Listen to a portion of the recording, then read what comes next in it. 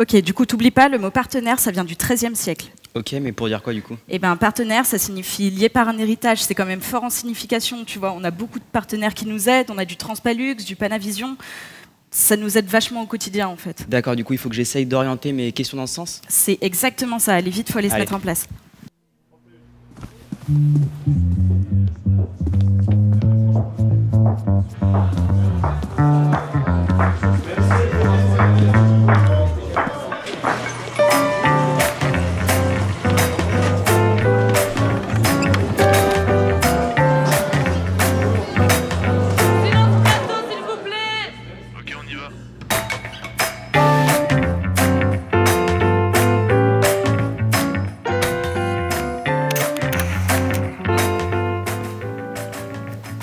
Bonjour à tous et bienvenue à l'Arfis pour cette 6e et dernière émission de l'année qui sera consacrée à nos partenaires.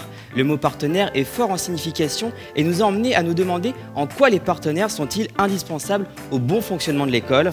Pour répondre à cette question, nous aurons le plaisir d'accueillir parmi nous 3 de nos partenaires qui nous font l'honneur de leur présence aujourd'hui. Voici donc le sommaire du jour.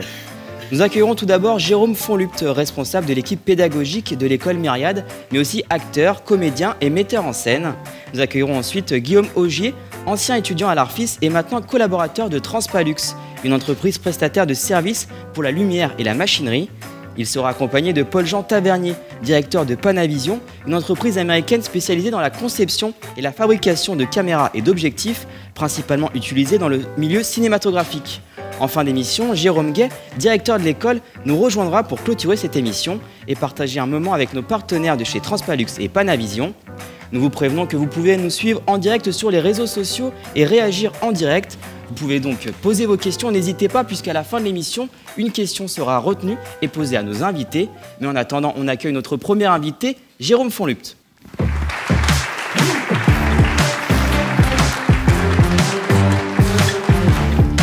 Jérôme, merci d'être présent avec nous. Vous êtes donc comédien, vous avez fait du doublage et vous êtes metteur en scène. Vous avez joué un rôle dans La Vérité ou Presque, dans Insoupçonnable et on vous a vu récemment à l'écran dans la série Les Rivières Pourpres. Vous êtes désormais responsable pédagogique et enseignant à l'école Myriade.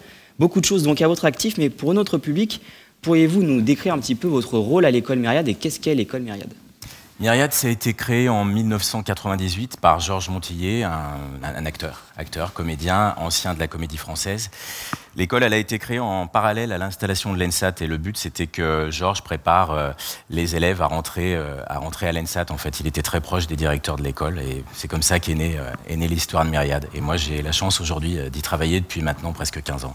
D'ailleurs, vous travaillez aussi avec l'Arfis. Comment est-ce que ça s'est mis en place, le partenariat, la collaboration avec l'Arfis ? Au tout début, c'est un contact qui se fait pour les fictions de fin d'études, de fin de formation, etc., où les élèves de l'Arfis viennent chercher les élèves comédiens de Myriade et puis ceux-ci vont tourner dans les productions. Et puis ça s'est devenu un peu plus, entre guillemets, officiel grâce à Brigitte Jacquet, que je connais, puisque j'ai travaillé avec elle sur des productions, sur des fictions. Et puis petit à petit, comme ça, on a de plus en plus créé de passerelles entre les deux écoles et d'exercices qui mettaient en lien nos... Ouais, c'est dans les deux sens, ouais. Bah ouais, c'est bien. Nos élèves y trouvent leur compte et je pense que les élèves de l'Arfis trouvent. Un côté de la caméra, du coup. Ouais, c'est exactement ça. De toute façon, c'est deux groupes de jeunes qui se rencontrent, qui ont envie de faire quelque chose dans un métier en commun, mais pas du même côté, quoi.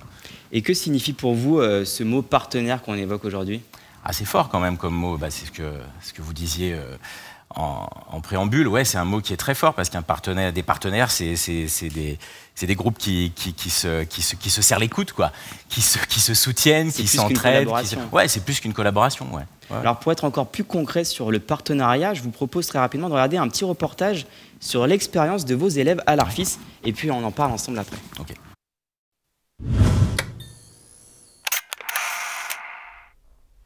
Et si je tombe, moi ? Je t'empêcherai de tomber. Papa est bien tombé. Oui, mais maintenant c'est différent. Les personnes qui ont été retenues pour des courts-métrages qui ont été faits, notamment Victor et Laura, qui sont aussi en cours avec nous, qui ont fait un court-métrage avec l'Arfis. On a participé aux exercices, je crois que c'était l'exercice des raccords. Des raccords et des scripts. Oui, des raccords et des scripts. Et aussi, on avait préparé, on avait fait l'exercice de casting aussi, je crois. On avait fait les photos aussi. Ah oui, les photos. T'as toujours été un tocard, Ludwig. Rentre chez toi, ne reviens plus jamais.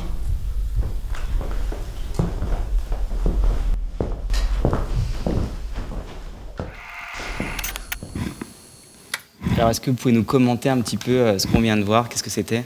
Bah là, on était en cours, en fait. On fait un travail de répétition pour préparer les scènes pour les... Là, c'était pour des concours, en fait. Voilà, des écoles supérieures. Comment ça se passe, cet apprentissage mutuel? Comment est-ce qu'ils cohabitent, les étudiants? Entre l'Arfis et Myriad? Ouais. Ouais, ça se passe plutôt bien, je crois, des deux côtés. Enfin, en tout cas, moi, les retours que j'ai sont vraiment très bons. Et il me semble qu'en ayant discuté un peu avec Brigitte, Jérôme, Johan, tout ça, je sens que du côté de l'Arfis aussi, c'est plutôt bénéfique. Donc, je pense que ça va se pérenniser. Et puis, comme tout est perfectible, il faut qu'on améliore tout ça, quoi. Alors justement, pour parler de la suite, comment est-ce qu'on pourrait rendre ça encore mieux si vous aviez la main mise pour dire on devrait faire ça, faire ci? Bah, je pense qu'il faut qu'on se mette autour d'une table et puis qu'on essaie d'en parler avec les deux équipes des deux structures. Et puis je pense qu'on peut vraiment faire avancer les choses, en effet. Ouais. Alors on va voir à l'écran les différents projets réalisés avec la deuxième année assistant et images. Quel est l'objectif final de ces exercices pour vos élèves? Ah bah là, on le voit tout de suite. Les photos sont superbes. Pour eux, c'est une carte de visite. De toute façon, la photo, c'est le premier contact avec un réalisateur ou un metteur en scène. Quand on voit une photo comme celle-ci, voilà, quoi, c'est top. C'est top. Non, c'est un bel outil. Franchement, pour nos élèves, c'est un bel outil. Merci. Merci à vous d'être venus sur le plateau. Et puis, on espère que la collaboration, le partenariat va encore perdurer pendant de nombreuses années. Et puis on va même la faire évoluer. Merci beaucoup d'être venu avec nous. Maintenant, nous allons passer à d'autres partenaires, Panavision et Transpalux. Avant d'accueillir nos invités, découvrons ensemble leurs locaux et leur matériel à travers une petite séquence vidéo. Regardez, on se retrouve juste après.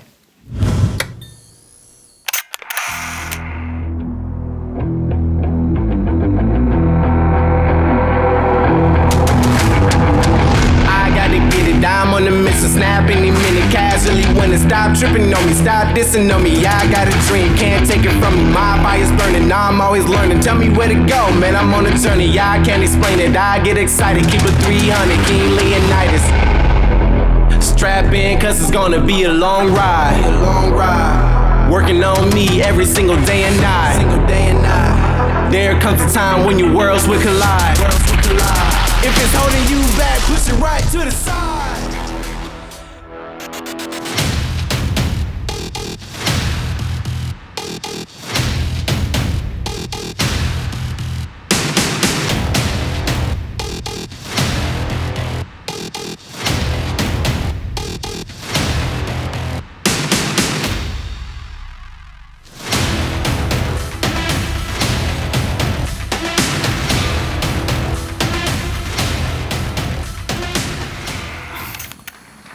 Bonjour et bienvenue à Paul-Jean Tavernier, directeur de Panavision. On va réagir ensemble à ce qu'on vient de voir dans quelques secondes. Mais avant tout, on rappelle à ceux qui nous suivent que vous pouvez réagir et poser vos questions en direct. N'hésitez pas, puisqu'à la fin de l'émission, une question sera retenue. Elle sera posée à nos derniers invités. Alors, on vient de voir quelques images de vos milieux professionnels. Est-ce que vous pouvez nous commenter un petit peu comment ça se passe chez vous ? Alors, je vais juste déjà, si je me permets de corriger, je ne suis pas directeur de Panavision, je n'ai pas cette casquette-là, juste responsable de l'agence lyonnaise de Panavision. D'accord, parce qu'il y a donc plusieurs... en proximité de l'école Arfis, voilà, qui est installée, donc Panavision, depuis 10 ans sur le pôle Pixel, cinéma audiovisuel en région Rhône-Alpes. Voilà.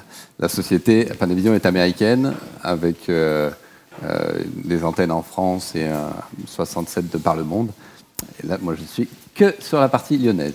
Alors, sur la partie lyonnaise, comment ça fonctionne quand on vient faire appel à vos services ?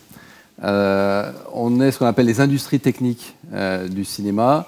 Transpalux, vous avez vu les images, est spécialisé dans la lumière. Nous, notre métier, c'est de fournir aux équipes images tout ce dont ils ont besoin pour partir tourner un long métrage, une série télé, une grosse pub. Et donc, on fonctionne, c'est pas de la location comptoir, on fonctionne avec des box d'essai dans lesquels on va accueillir les équipes images, le premier assistant caméra, le second, le troisième, le steadicammer quand il veut passer voir l'équipe pour préparer tout son équipement. Et donc, le collègue que vous avez vu à l'image est préparateur caméra, c'est-à-dire qu'il va anticiper tout ça. On travaille très en amont sur les projets avec le directeur photo qui va choisir en fonction des intentions artistiques de son réalisateur de travailler avec telle ou telle caméra, telle ou telle optique. Si besoin, on va les accueillir dans nos box d'essai pour qu'ils fassent un casting d'optique, qui regardent un petit peu ce qui va le mieux, quitte à ce qu'ils amènent d'ailleurs un comédien, la costumière, qui regarde un petit peu, qui fassent des keylights, qui regardent un petit peu leur stratégie. Et une fois qu'on a défini une liste matérielle, il y a une autre personne qui rentre un petit peu dans la boucle, qui est le directeur de production, parce que des fois, les chefs-op ont des envies qui ne sont pas adaptées à l'économie du projet. Et donc, voilà, c'est une triangulation pour ajuster les listes, pour faire en sorte que ça puisse rentrer dans l'enveloppe du directeur de production. Et une fois que tout ça est clair, on les accueille dans nos box d'essai, une journée pour une pub, une semaine pour un téléfilm, 15 jours pour un long métrage, pour qu'ils préparent tous leurs équipements, de manière à ce qu'ensuite, quand sur les feuilles de service, il va être noté PAT à 7 heures, les équipes savent qu'en arrivant sur le lieu une demi-heure avant, il n'y aura aucune surprise, toutes les configurations sont prêtes, ont toutes été validées en essai, quoi. Merci beaucoup, Paul-Jean, pour toutes ces précisions. On va accueillir maintenant Guillaume Augier, ancien étudiant de l'Arfis et collaborateur de Transpalux, un partenaire important de l'Arfis.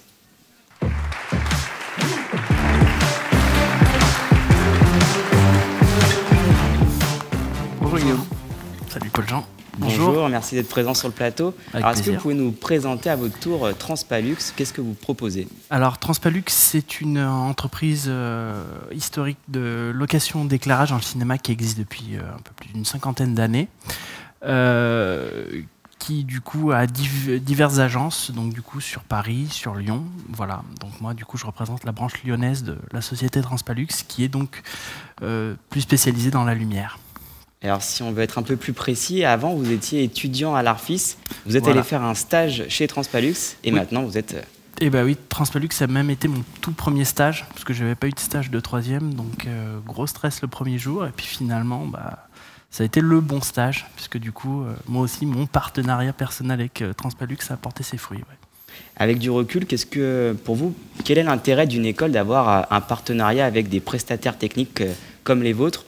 On peut revenir à vous, Paul-Jean, peut-être? Alors, on accueille tout au long de l'année beaucoup de stagiaires.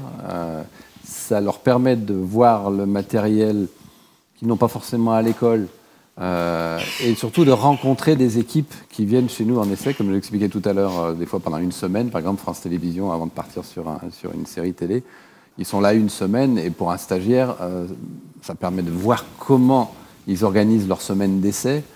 Ils peuvent même aussi proposer de donner des coups de main et ça leur permet de commencer à construire leur réseau. C'est pour ça qu'on aime bien prendre les stagiaires qui sont en troisième année, en fin de cycle de formation à l'Arfis, parce que s'ils se font apprécier aussi dans leur comportement, leur façon de se situer en tant que stagiaire par rapport aux équipes que l'on a ici. Je veux dire, pas le gars qui se la ramène alors qu'il n'est encore qu'étudiant, mais qui est là, qui est prêt à donner des coups de main. Et le but est d'être vraiment professionnel très rapidement. Voilà, et donc il commence à se constituer un carnet d'adresses, et c'est régulièrement que ces équipes, après, quand elles ont besoin d'un troisième, qu'elles ont besoin d'un stagiaire, elles nous appellent en disant, dans les stagiaires que vous avez accueillis, il y en avait un tel qui était là pendant nos essais, tu peux me redonner son nom, il était bien et tout. Voilà, c'est les aider à passer des études au plateau, quoi, à la vie professionnelle. Et chez vous, Guillaume, c'est pareil, l'intérêt, il est évident de travailler avec Transpalux. Ah bah oui, parce que du coup, l'agence étant nationale, déjà, il peut y avoir accès à un parc immense, de la même manière que Panavision d'ailleurs. Et l'avantage, c'est qu'ils peuvent effectivement avoir accès à du matériel du coup assez haut de gamme, qui peut être à la pointe. Voilà. Le matériel évolue moins vite en lumière qu'en caméra, mais ils peuvent avoir accès du coup à du matériel. Effectivement, en caméra, c'est évolutif très vite. Oui. C'est important pour une école de s'adosser à un prestataire loueur, parce que les constructeurs nous sortent régulièrement des nouvelles propositions, les matériels évoluent avec des mises à jour de firmware régulièrement. Et donc pour les deuxième et troisième années d'une école, pouvoir faire une semaine de stage sur une caméra Alexa, par exemple, que l'école ne pourrait pas se payer, le partenariat, c'est ça, c'est leur permettre d'avoir accès à des caméras qu'ils vont retrouver en sortant de l'école sur les plateaux. Si l'école devrait renouveler son parc à chaque fois, Si on devait donner un ordre d'idée, une caméra, ça coûte quelques milliers d'euros, non? Oui, c'est 70 000 euros. Quoi. Voilà. Non, ça coûte moins cher que les caméras film qui pouvaient coûter 200 000 euros. Mais ouais, là, on part sur... oui, c'est un bel investissement. Guillaume, avant d'accueillir un invité spécial, on va regarder ensemble une simulation qui retrace pas à pas le prêt de matériel chez Transpalux pour un projet. J'espère avoir votre avis juste après, on va regarder. D'accord.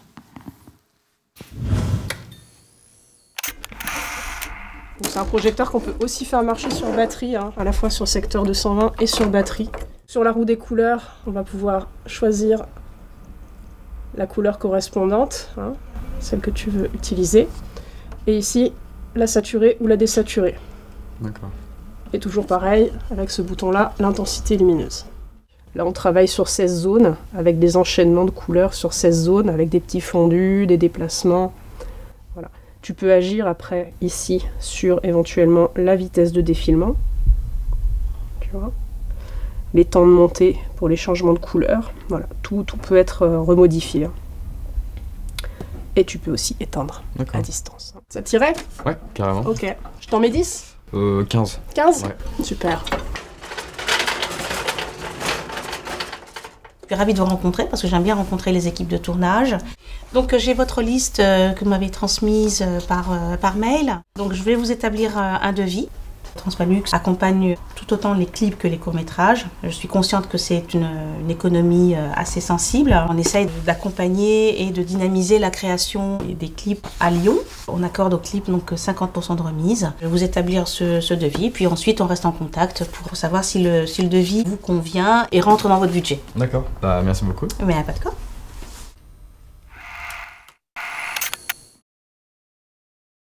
Alors Guillaume, on vient de voir cette simulation, ça correspond concrètement à ce qui se passe chez vous quand on vient faire appel à vos services? Oui, bien sûr. Du coup, comme chez Paul Jean, les gens viennent avec une liste idéale et c'est des échanges entre du coup l'atelier pour l'aspect technique, l'aspect de disponibilité et aussi du coup Sophie, donc que je représente aujourd'hui, Sophie Rossi. Voilà, par rapport au budget. Du coup, de trouver le juste milieu du coup entre l'envie idéale et les possibilités techniques. Et puis on accompagne aussi sur le matériel, on explique comment ça fonctionne. Oui, bien sûr, bien sûr. Je sais que du coup, Peggy à l'atelier, du coup, ça fait toujours un plaisir du coup de pouvoir expliquer. Quelqu'un qui est trop sûr de lui, c'est jamais bon. Donc, je sais qu'il y a l'aspect pédagogique qui est très important en tout cas dans nos métiers. Ouais. Paul Jean, je me tourne vers vous. C'est exactement le même procédé. Est-ce qu'il y a des subtilités encore un peu plus dans votre domaine? Alors, ce que j'expliquais, il y a sur une config de tournage plein de petites choses, des fois électriques, mécaniques, qui, si on prend du matériel à droite, à gauche, pour rogner sur les coûts et qu'on découvre sur place sur le plateau, quand vous avez 40 personnes sur le plateau, vous ne pouvez pas vous permettre ça. Donc, de l'importance des essais où tous les scénarios sont envisagés, toutes les optiques sont testées. S'il y en a une qui n'est pas bien calée, elle est confiée à Oussama, donc préparateur caméra, qui reprend le calage de l'optique.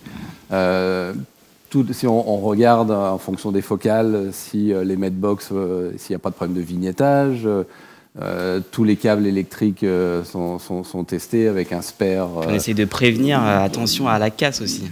Et il y a aussi, alors ça c'est par rapport aux stagiaires, aussi tout un travail d'éducation à réaliser la valeur du matériel qu'on leur permet de manipuler et donc de connaître les bons gestes qui permettent de ne pas mettre ce matériel en danger. Et pour aussi, sur le plateau, pas mettre en danger toutes les personnes qui vont circuler sur un plateau. Je veux dire, on ne laisse pas une caisse fermée sans qu'elle soit crocheter des trucs tout cons comme voilà. Non, on a vu j'ai vu des stagiaires prendre des caisses sans s'apercevoir qu'elles n'étaient pas fermées et l'optique allait se promener quoi. Et avec les stagiaires, ça fait cher. Juste optique à 30 000 euros, ça fait mal. Il faut des bonnes assurances. Ouais. Comment ça se passe les stagiaires quand ils viennent chez vous? Vous en prenez combien? Ça tourne beaucoup, il y a beaucoup de formations. Comment ça se passe? Nous, on essaie de prendre les stagiaires en binôme. 2 stagiaires de deux écoles différentes. D'accord. Par exemple, un BTS audiovisuel 2e année en même temps qu'un étudiant de l'ARFIS. Ils ont des cultures techniques différentes et ils s'enrichissent beaucoup. Et ça permet aussi de... Mutuellement d'apprendre aussi. Voilà, d'apprendre mutuellement. Ils peuvent se donner des challenges, des exercices à faire. Pour nous, ça soulage un petit peu aussi, parce que du coup, on les laisse un peu travailler en autonomie. Et c'est apprendre aussi. Sur un plateau, on ne choisit pas forcément les personnes. Et donc, c'est l'apprentissage aussi du vivre ensemble sur un plateau. Ouais. Chez vous, Guillaume, c'est pareil, l'intérêt Oui, c'est pareil. C'est pareil, en tout cas, à peu près deux stagiaires maximum pour environ 2 semaines. Comme ça permet de voir beaucoup aussi, donc, de tester du matériel, de tester aussi, d'apprendre à réparer. Moi, c'est là-bas que j'ai commencé à réparer mes premières prises, alors que je n'étais pas du tout technicien, moi, dans ma formation. C'est ce qui m'a donné le goût aussi de l'être et de tester, de voir aussi, du coup, les départs, les retours, donc aussi le côté rigoureux et le côté professionnel, voilà, de faire des rencontres aussi. Pour vous, l'intérêt, bien sûr, il est là, parce que vous avez ensuite travaillé pour Transpalux. Avec du recul, vous vous souvenez bien de cette expérience de stagiaire dans l'entreprise ? Oui, parce que j'avais eu la chance d'accompagner sur une livraison pour le long métrage de Diane Curis qui s'appelait Pour une femme. Donc j'ai pu voir un immense plateau dans un château et j'ai pu me rendre compte vraiment du coup, Transpalux fournissait du coup de la lumière pour un tel plateau et je voyais du coup tout le cheminement jusqu'au plateau, un vrai plateau professionnel. C'est une expérience qui marque. Oui. Un si beau plateau, Pour vous, justement, le stage, c'est indispensable aujourd'hui dans toutes les écoles. Il faut amener les étudiants à ce type de rencontres en entreprise. Oui. Déjà, le relationnel est très important au sein de l'école même. C'est important, cette dynamique de groupe. Moi, je vois dans ma promo, tous ceux de ma promo, beaucoup de ma promo continuent à travailler dans le domaine sur Lyon en ce moment. Donc déjà, la dynamique de groupe d'école et après, du coup, qui peut se retrouver ensuite donc, dans les différentes entreprises. Et du coup, ces différents chaînons permettent d'avoir un maillage professionnel intéressant, rien que sur Lyon. Merci beaucoup à vous deux pour toutes vos explications. On va maintenant accueillir une personne que vous connaissez bien et qui est plutôt centrale ici, puisque c'est le directeur de l'école. Je vous prie d'accueillir Jérôme Gay.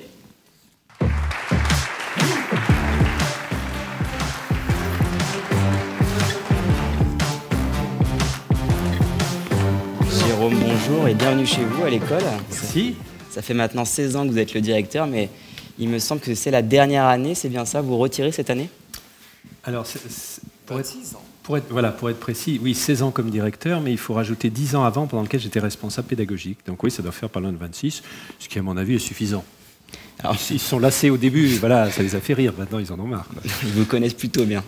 Oui. Alors vous êtes justement actuellement avec 2 représentants de 2 partenaires qui sont assez importants pour l'école. Et essentiel, oui. Et on voulait justement les réunir pour vous poser des questions là-dessus. Quel est l'objectif au départ quand vous avez mis en place ces partenariats? C'est d'abord des connaissances personnelles. Comment ça s'est mis en place? Alors, ça s'est mis en place du point de vue de l'école sous 2 aspects. Il y a un aspect très pratico-pratique, c'est que comme l'a soulevé Paul-Jean tout à l'heure de Panavision, les écoles ne peuvent pas investir, il est même ridicule compte tenu des évolutions technologiques d'investir dans certains matériels, il vaut mieux les louer. En plus, ils sont toujours en bon état, au top de la technologie, donc tout va très bien. Donc il y avait cette nécessité, et puis bien évidemment, au-delà, ce qui s'est révélé au fil du temps, c'est que les partenaires sont co-créateurs de la formation avec nous, c'est-à-dire qu'ils continuent sous une autre forme, en apportant un regard différent, parfois des méthodes d'apprentissage différentes, font découvrir d'autres configurations et puis font rencontrer les bonnes personnes aux bons étudiants. Ah oui, c'est pas juste des fournisseurs de matériel, ils sont vraiment plus que ça. Bien sûr. Ils font partie de la pédagogie. Totalement. Et alors, ça s'est créé de façon progressive avec le temps et puis vous avez délocalisé les locaux ici à Villeurbanne. C'était pas anodin, le but c'était de vous rapprocher encore plus de vos partenaires. Oui, tout à fait. L'école a connu un premier site près de l'Opéra, qui était absolument charmant, tout à fait dans son jus et relativement vintage. Ensuite, nous avions repris les locaux de TLM dans le 7e arrondissement, d'où nous avions été expropriés, puisque nous étions en location. Et lorsqu'il s'est agi de trouver un lieu pour nos activités, on a forcément essayé de se rapprocher des amis et des partenaires. Le pôle Pixel était en plein développement, donc on a été au plus près possible, compte tenu de ce qu'on voulait, c'est-à-dire des bâtiments de grande hauteur, au moins 2000 mètres carrés, là on a 2500 et un peu plus bientôt. Donc il fallait coller absolument à ça. Il y a quand même 80 entreprises dans le pôle. C'est ça, ouais, c'est ça. 500 personnes qui travaillent. Voilà, donc ça veut dire 80 possibilités de stage en traversant la rue. Ouais. C'est juste génial. Tout est centralisé ici. Voilà. Les partenaires accompagnent l'école toute l'année et puis évidemment ils les accompagnent pendant les directs TV qu'on fait actuellement. À l'écran, on voit passer des images de la préparation des directs TV de l'an passé. Est-ce que vous pouvez nous commenter un petit peu comment ça se passe dans les coulisses, Jérôme? Alors là, on est à... Ce qu'il faut imaginer, c'est qu'avant d'arriver à ça, il y a des mois de conception, d'essais, de coups de marteau sur les doigts, de peinture ratée, de tout ce qu'on peut imaginer, parce qu'ils ont tout fabriqué, tout, même ça. Et là, on voit la mise en place de la lumière, la construction des boîtes à lumière avec des LED, sont des idées qu'ils ont eues. Et comme on le fait toujours dans l'école, nous on leur dit toujours, les idées c'est absolument génial, c'est bien, maintenant par contre il faut les réaliser. Donc là ils ont expérimenté et c'est vraiment une belle réussite. C'est vrai qu'on ne voit pas forcément l'envers du décor et d'ailleurs aujourd'hui c'est l'occasion de rappeler que c'était les journées portes ouvertes. C'est un moment de rencontre avec les extérieurs pour montrer comment ça se passe dans une école d'audiovisuel. Oui. Alors, c'est vrai que là, nous sommes dans un climat très particulier compte tenu du virus et de son développement, mais on a réussi à faire ça jusqu'au bout. Ça permet en tout cas au public, quand ils sont dans la perspective de choisir une école pour eux-mêmes, pour leurs enfants, pour leur famille, d'aller voir sur place, parce que les plaquettes magnifiques de plusieurs dizaines, voire centaines de pages, genre catalogue Manu France, tout ce qu'on peut raconter sur les sites internet ou dans différentes publicités, ne remplacent pas le fait d'aller voir sur place, de se rendre compte, de sentir l'atmosphère, de voir qui travaille avec qui, combien d'heures de formation, dans quelles circonstances, avec quel matériel, dans quels locaux. Voilà. Les coulisses d'un tournage, c'est absolument indispensable. Oui. Moi, j'ai une personne de ma promo qui maintenant réalise les matinales de BFM. Donc il y a sous sa coupe des personnes beaucoup plus âgées. Mais voilà, donc concrètement, il y a un accès à l'emploi possible après, là jusqu'à concret, par exemple, de ma promo. C'est vrai que c'est un message qu'il faut passer. Et Jérôme, parmi les autres partenaires, vous travaillez aussi avec Tapage et Nocturne, une entreprise prestataire de services pour le matériel audio. Est-ce que vous pouvez donner un petit mot sur cette entreprise qui est centrale ici aussi? Bien sûr. Alors, Tapage et Nocturne est une des 2-3 structures de prestations de matériel audio en France. Il y en a pas beaucoup, et sur la région, pour le cinéma. Et il n'y en a pas en région, ils sont à Paris, donc il devait y avoir quelqu'un de chez eux qui n'a pas pu venir pour des raisons pratiques, mais ce sont des gens qui nous accompagnent sur tous les tournages, puisqu'on essaye d'avoir chaque fois les configurations les plus réelles et les plus proches de la réalité professionnelle. Paul-Jean, je vous ai entendu réagir en parlant de cette entreprise, en fait tout le monde se connaît. Non? Le cinéma, c'est un petit milieu, et les industries techniques, c'est un petit milieu. Je veux dire, quand on voit dans les génériques, c'est malheureusement trop peu de lignes par rapport à tout le boulot qu'on fait, nous, en back-office derrière, pour faire en sorte que les tournages se passent bien. Je trouve que c'est un peu frustrant. Oui, Tapage Nocturne, ils sont spécialisés dans le son comme nous, on est spécialisés dans l'image. On ne fait pas de son, nous. Et donc, c'est des partenaires qu'on retrouve... Chacun son domaine un peu. Voilà, chacun vraiment ses compétences. Et Jérôme, pour parler des évolutions, bon, cette année vous vous retirez, mais comment est-ce que vous voyez l'avenir avec les partenaires de l'école? Alors, ça va aller qu'en augmentant, de toute façon, puisque je pense que tout le monde y a intérêt. Et comme vous venez de le décrire, il y a une espèce de tribu du cinéma et de l'audiovisuel qui existe. Alors, il y a plusieurs sous-groupes dans la tribu, avec des affinités, des cultures et des choses comme ça. Mais de toute façon, l'idée de l'école, c'est de rapprocher le plus possible les étudiantes et les étudiants de l'emploi. Donc, des prestataires, donc des employeurs. Jocelyn Cornillon, qui est un ancien étudiant, qui est venu aux Portes Ouvertes faire une petite présentation, expliquait très bien comment, arrivant seul en Angleterre, à Londres, ne connaissant personne, le premier réflexe a été d'aller travailler chez un loueur de matériel. Et c'est là qu'il a rencontré l'équipe du James Bond sur lequel il est parti derrière, et il a enchaîné, voilà, depuis toutes ces années, tous ces films. Mais oui, et puis il y a des réflexes, et en fait, ce qui est quand même particulier à nos métiers, c'est qu'ils sont très exportables. Et que vous pouvez, en apprenant sur le matériel, sur les caméras de Paul-Jean, avec les lumières de Transpalux, une certaine façon de travailler, vous allez retrouver la même en Hong Kong, vous allez retrouver la même c'est homogène au niveau mondial. Aux États-Unis, bien sûr, bien sûr. Merci à vous trois pour vos réponses et vos réponses par rapport au partenariat. On avait une question web pendant toute l'émission, vous avez pu réagir et poser vos questions à nos invités. Une question a été retenue et on vient de me la transmettre. La question est la suivante. Quels sont pour vous les points les plus importants pour être partenaire avec l'ARFIS? On va commencer avec vous, Jérôme. À votre avis, qu'est-ce qui est le plus important pour être partenaire avec une école comme la vôtre? Qu'il y ait une cohérence de philosophie. C'est-à-dire si on est tous tournés, ce qui est vraiment le cas avec les amis présents ici et puis avec Jérôme Fonlup qui était là tout à l'heure de l'école Myriade, si on est dans la même idée, c'est-à-dire former le plus honnêtement possible dans le respect de l'individu et apporter le plus haut niveau de compétences professionnelles, si on a ça de part et d'autre, c'est gagné d'avance. Merci beaucoup d'avoir répondu à la question des... Oui, non, mais être très honnête, très franc avec les étudiants. Bien sûr. Ça reste de la niche, hein, le cinéma, et donc c'est chouette s'ils ont pu rentrer dans une école, mais le monde du travail derrière va être difficile. Il faut qu'ils soient à fond, au niveau pour travailler leur réseau, leur savoir-être aussi sur les plateaux, de manière à ne pas être... trop vite blacklisté ou voilà, si jamais c'est un secteur qui est particulier et tout, voilà. Donc c'est important de pas faire de bisounours et leur dire allez-y, c'est facile, quoi. Non, vaut mieux être honnête. Et de temps en temps, à la fin du stage, me dire voilà, il faut que tu travailles tel point ou tel point pour ton bien, quoi. Hein, je veux dire, voilà, c'est ce côté bienveillant qu'on partage avec l'école, quoi. C'est-à-dire les aider à devenir, quoi. Merci beaucoup pour vos réponses et d'avoir répondu à la question des internautes.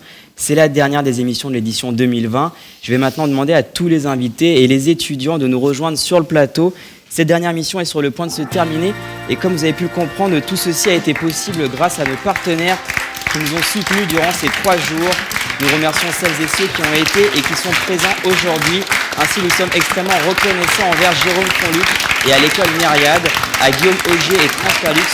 Petit message de Sophie Rossi de chez Transpalux qui n'a pas pu être là mais qui aurait bien aimé être présente. Merci à Paul-Jean Tavernier et Panavision, mais aussi à Jérôme Guay d'être venu répondre à nos questions. Nous remercions aussi tous ceux que nous ne voyons pas mais qui sont pourtant bien là, comme Goldbach, le maquilleur de chez Perfit pour l'aide au maquillage, mais aussi à tous les autres qui n'ont pas pu être là, LSA qui fournit les caméras, la régie finale et l'interphonie, Transdicel qui fournit la régie finale, le plateau et la sonorisation. Nous remercions Tapage Nocturne de la région Auvergne-Rhône-Alpes, France Télévisions, Arte, Pôle Emploi Scène et Images, Atom Studio, Belcourt École. Nous remercions également les équipes de l'ARFIS, la régie et tous les autres. Passez une très bonne fin de journée. C'était les Directs TV 2020. À très bientôt.